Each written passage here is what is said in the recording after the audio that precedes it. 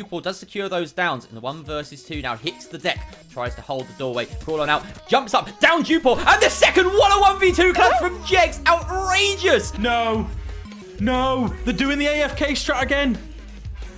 They did it on Villa last time they played TT9. Out comes Skyper trying to take it, but it's the ace from Jax.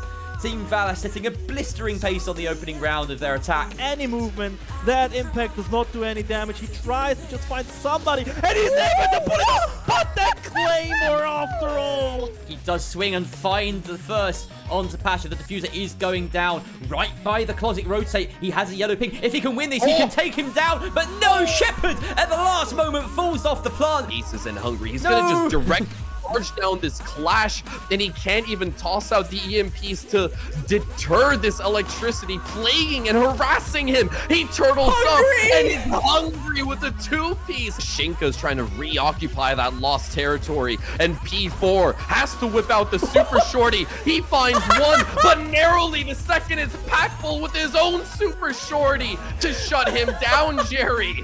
I'm losing it. 2 crazy clash swivel plays back to back. You never see that. What a mad couple of weeks it's been. On a personal note, it was good to finally dust off the cobwebs and get on the mic again for some casting. All 9 play days of Central Combine qualifiers are now out of the way, and we just also sent 2 Tier 1 teams through to the Rainbow Rumble group stages. I'll be priming you on just which teams to look out for in the Central Combine in a whole separate video, if I get around to it, because today we're going to be taking a look at the new Rainbow Rumble.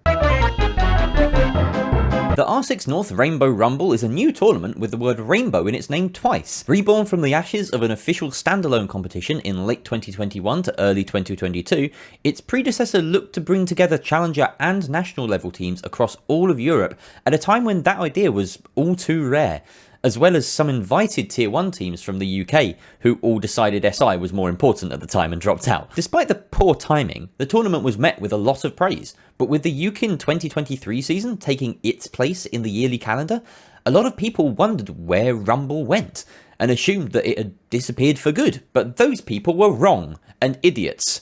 Like me, I was one of those people. I just punched the camera, and that was a really good take. I punched the mic, rather.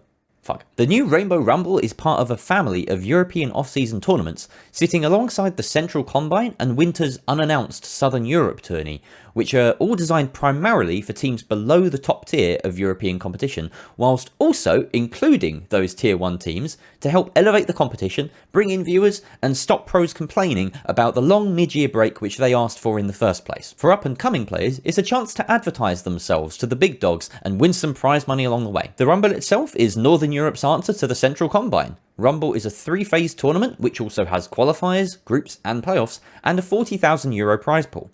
Similar to Combine, it's open to all of Europe, and it gives an edge to qualifying to teams from its associated region, which in this case is the Northern region, including an extra leg up for teams that were in the MPL last year, plus the 2023 UKIN winners Team 86 and Nordic Championship winners, the now ex-Thunder Esports. Heroic and Wild both just booked their spots in the group stage this weekend, and the rest of July will be spent by non-Tier 1 teams slogging their way through various weekend qualifiers to try and join them. Come August, once the Rumble qualifiers are done, 12 teams will be split into 2 6-team groups. They'll each play a round robin, the top 2 of each goes to double elim playoffs, and eventually, like all good tournaments, there's a winner. Who'd have guessed? It's good. They're not reinventing the wheel here. Quals Groups Playoffs is Siege T2 Esports in a shell nut. Qualifiers look fair enough, pretty much the same single elimination formats as Combines and other qualifiers, but since strange numbers of teams need to be churned out, like 6 or 10 at different points, there'll be a lot of extra qualification matches and seeding matches, to the point that it might actually feel like a double elimination at points, where there are kind of extra chances at later points along the brackets. The group stage is far simpler than the Combine's division plus conference system. We actually just had a pretty good taster of how a 6-team round robin will work from the weekend's Blast Europe League team qualifier, and that felt pretty great. We had a large enough group to validate the final standings, but also without a single dead rubber match, even with TT9 gaining 0 points throughout. 2 of these groups at the same time? Sign me up. There are far fewer games in total in Rumble. Each team will only play 5 best of 1s as opposed to the 8 or even 16 per team in Combine. But as mentioned, considering many teams will likely be involved in both tournaments, I don't think there will be too many complaints on this end. I also personally prefer the double elimination finals copied across from MPL's system as opposed to Combine's single elim.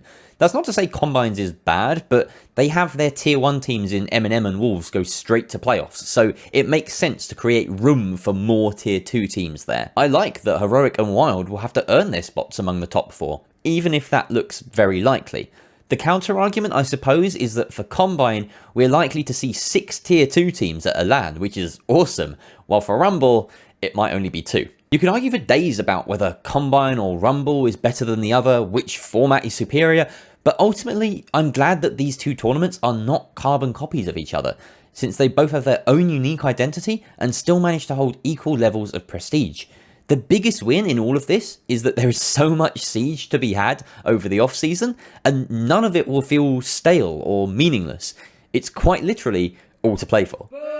The organisers for Rumble are in the helpful position of having just had the Combine qualifiers run relatively smoothly, considering just how many moving parts there were over 2 weeks, with a ton of dilemmas including overlapping qualifiers, player eligibility, inviting teams from old defunct leagues. It was handled very well in my opinion. So a lot of the hurdles that Rumble will need to overcome in its early stages have already been overcome and solved by Combine.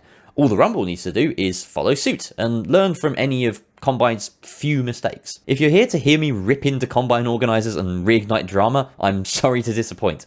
There were definitely some errors which I'll acknowledge on screen now, but none warrant an uprising in my opinion. As a side note, it's also worth saying that our experience on the broadcast side of things was one of the smoothest I've ever experienced in years of community casting.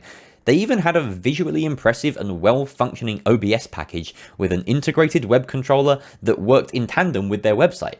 It wasn't perfect, but anyone who knows what I'm talking about will appreciate just how rare and cool that level of preparation and support is for community casts. They also even had an in-studio broadcast for the Tier 1 qualifier. I'd love to see this level of investment for qualifiers in Siege become the norm, even if that idea seems outlandish.